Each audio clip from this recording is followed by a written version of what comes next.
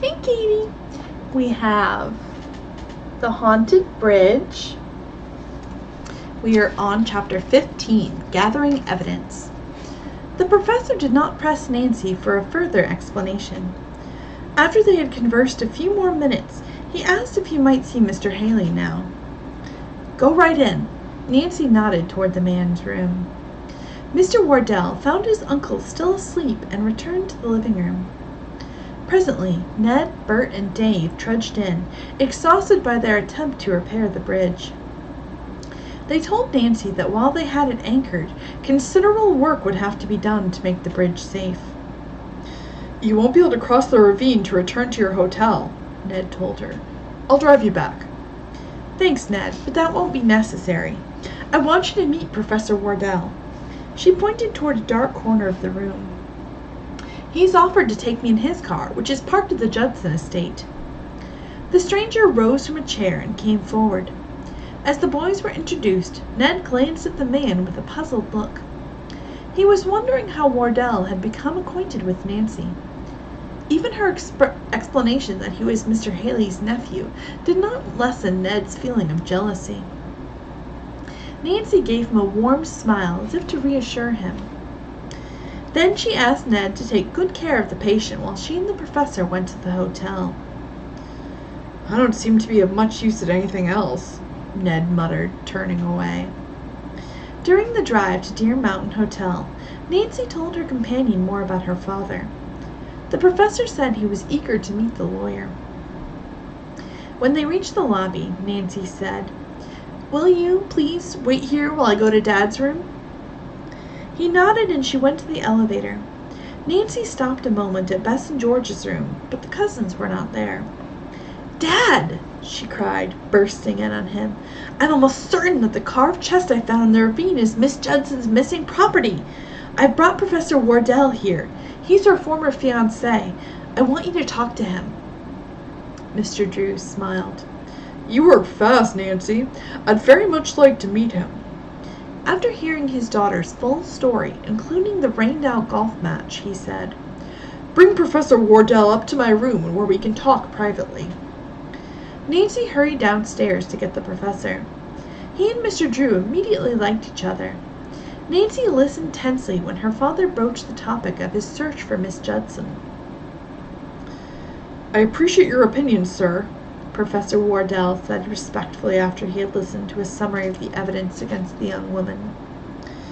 But I cannot believe that Margaret knows anything about the jewel thefts. She was always so honorable and comes from a fine family. She couldn't possibly have any connection with a gang of thieves and smugglers. Nevertheless, said Mr. Drew, there are a few clues which seem to connect her with the affair.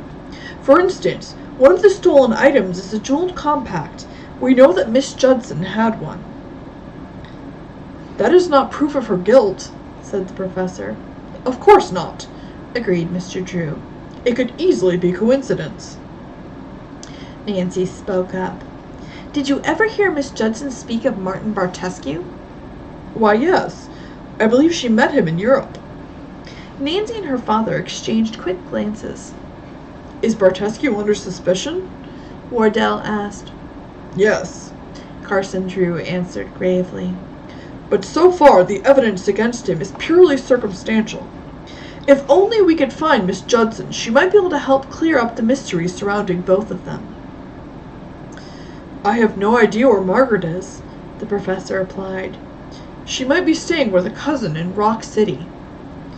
You've never inquired? Nancy asked in surprise.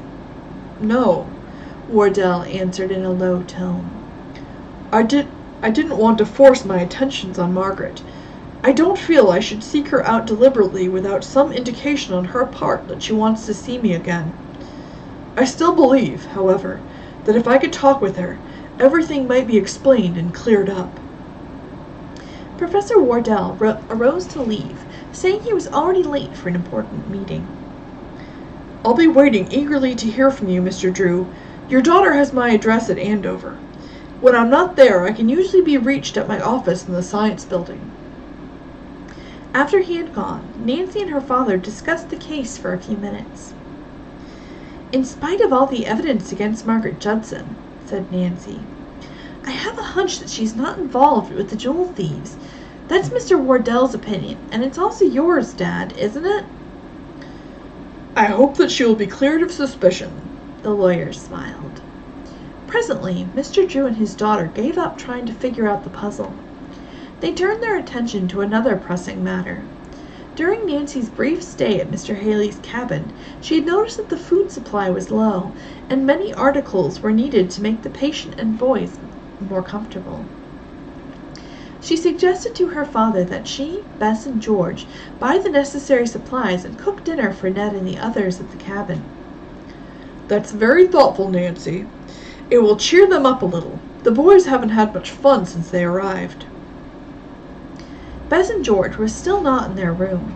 Nancy searched the lobby and other places in and around the hotel where the cousins might be, but could not find them. She returned to Mr. Drew's room and told him that she could not locate Bess and George. "Would you like to go shopping with me?" she asked. "Be glad to," the lawyer agreed. "I'll give you 2 minutes to change your clothes."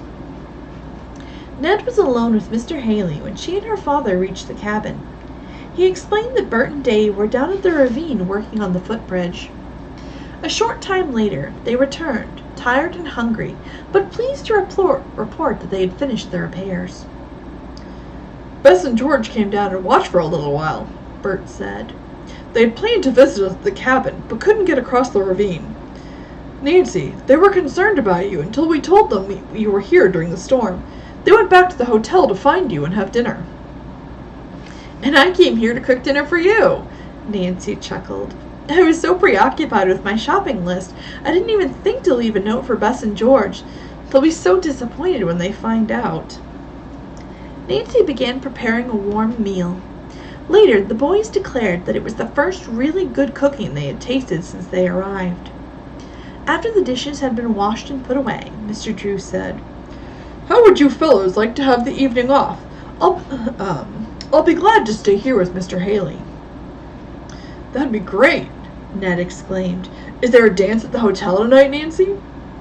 "Yes, I imagine Bess and George would like some dates for it too," she grinned. "Then let's go," Ned exclaimed. "Come on, fellows, we'll change our clothes right away." While they were getting ready, Nancy and her father sat with Mr. Haley in the adjoining room. "How are you feeling?" Mr. Drew asked him gently when he saw that the patient's eyes were open. "Better," he replied. "Only weak."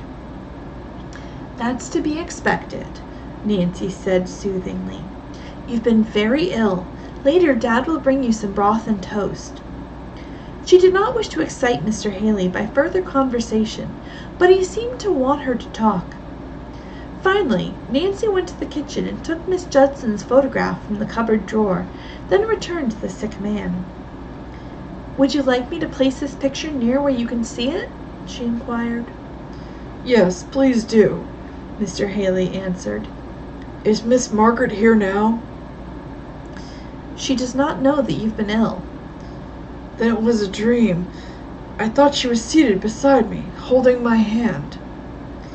"Perhaps you confused me with Miss Judson," Nancy said quietly. "Tell me, did you work for her at the mansion?" "Oh yes, I took care of the trees in the garden and the flowers about the place. After Miss Margaret's parents died, she didn't have much money, but kept me on anyway." Tears glistened in Mr. Haley's eyes, and several moments elapsed before he spoke again.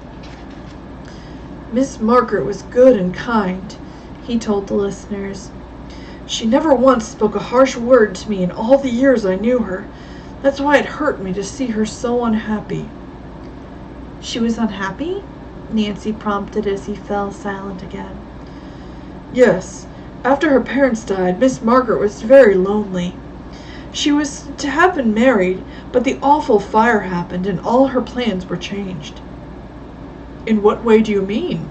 Carson Drew inquired. "I don't know," Mr. Haley murmured wearily. "And you haven't seen her since the fire?" Nancy questioned softly. "She came to my cabin twice, once to ask me to search for something she had lost, but I couldn't find it. I hunted everywhere. I told her that later, and she never came here again." Mr. Haley closed his eyes and turned his face toward the wall. Nancy and her father longed to ask him other questions, but refrained. It was clear that the man was exhausted from talking. Before Carson Drew and Nancy had the chance to discuss what Mr. Haley had told them, Ned, Bert, and Dave came into the bedroom. "We're ready to leave, Nancy," Ned announced in a whisper.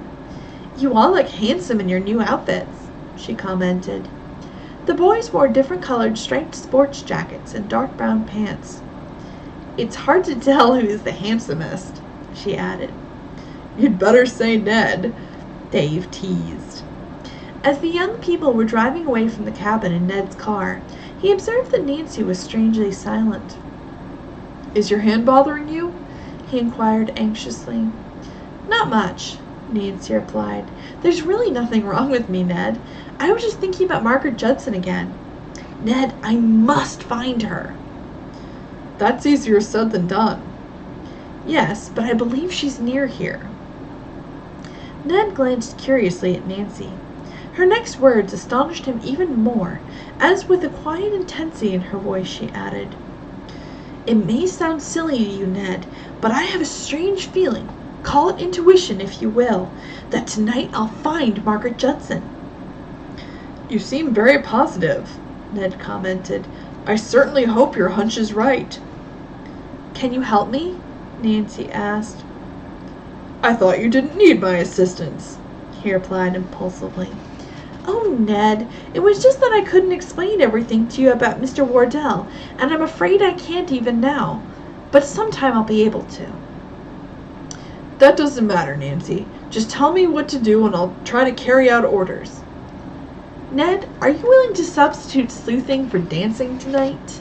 And we'll have to see what happens with that.